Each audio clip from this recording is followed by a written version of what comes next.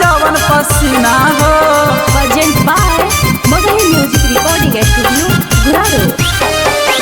बहेलू का लहरी बहरी बहेलू का लहरी बहरी भइल बा मुश्किल जीना हो, भइल बा मुश्किल जीना हो।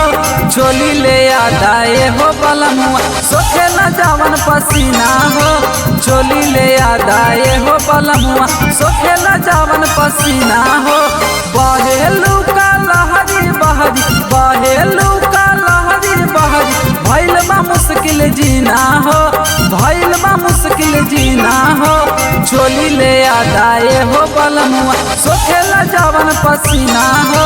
चोली ले आदाए हो बलमुआ सोखेला जवन पसीना हो, सोखेला जवन पसीना हो।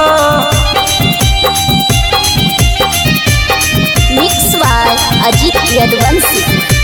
चोली ले आदाए हो बलमुआ सोखेला जवन पसीना हो।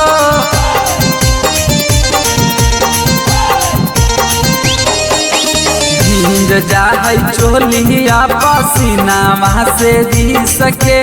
चाटर चाटर करे दोनों जोबाना पसी झके, जोबाना पसी झके। भींज जाए चोलिया पसीना वहाँ से दी सके। चाटर चाटर करे दोनों जोबाना पसी झके। बड़ा दुख देला पिया गर्मी के महीना हो। बड़ा दुख देला पिया गर्मी के महीना हो। चोली ले आदाए हो बलमुआ सोखेला जवन पसीना हो। चोली ले आदाए हो बलमुआ सोखेला जवन पसीना हो, सोखेला जवन पसीना हो। Mix by Ajit Yaduvanshi. चोली ले आदाए हो बलमुआ सोखेला जवन पसीना हो।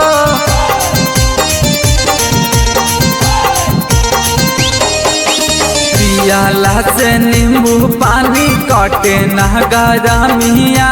कहता नो लगाई पाउडर डर में कुल की रिमिया, डर में कुल की रिमिया।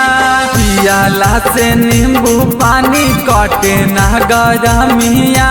कहता नो लगाई पाउडर डर में कुल की रिमिया।